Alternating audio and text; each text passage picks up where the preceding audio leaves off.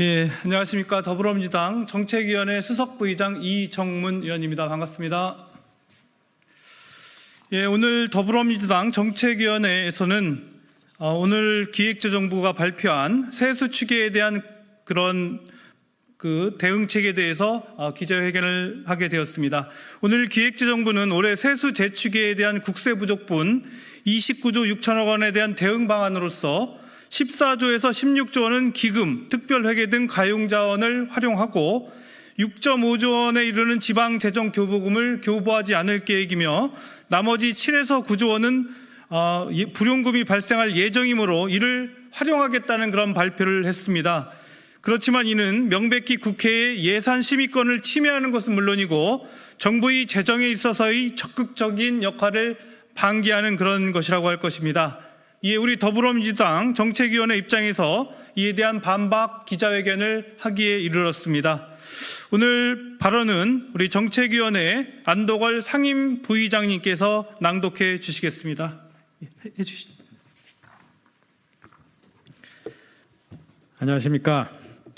지금 우리 경제는 성장 쇼크에 직면하고 있습니다. 3분기 경제 성장률은 0.1%로 2분기 마이너스 0.2% 역성장을 했고 그 기저효과를 감안할 때 사실상 마이너스 성장 상태입니다. 이러한 저성장은 유일한 우리 경제의 버팀목이었던 수출이 마이너스 0.4%로 감소세로 전환한 데 기인합니다.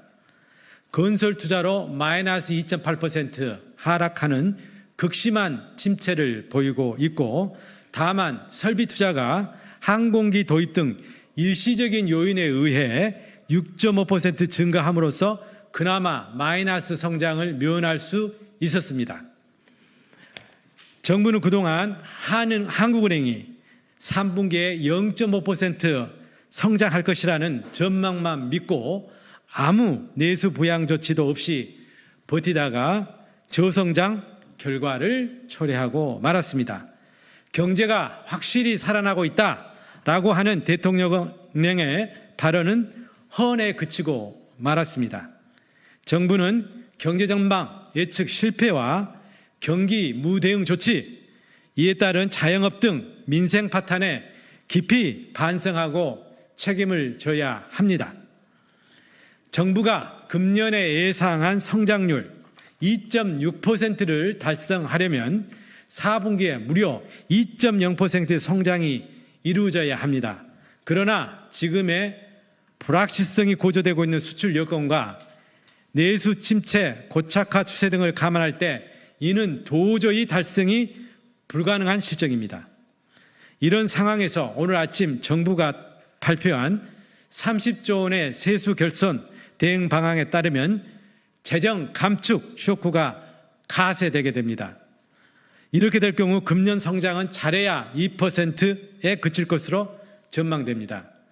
정부가 30조 원의 세수 결손을 충당하기 위해 15조 원은 기금의 가용자원 등을 동원해 메꾸고 나머지 15조 원은 재정 지출을 삭감하게 되는데 이만큼 내수와 이에 상응하는 경제 성장 몫이 증발되기 때문입니다.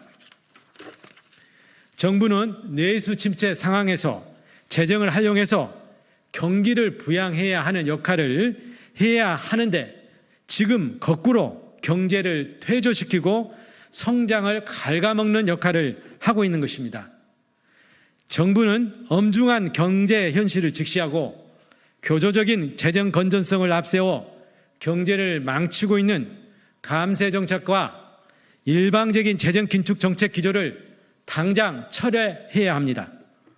지난해에 이어 올해에도 정부가 수십조에 달하는 세수 결손 대응 방안을 추경 편성을 통한 국회 승인 없이 일방적으로 자행하고 있습니다.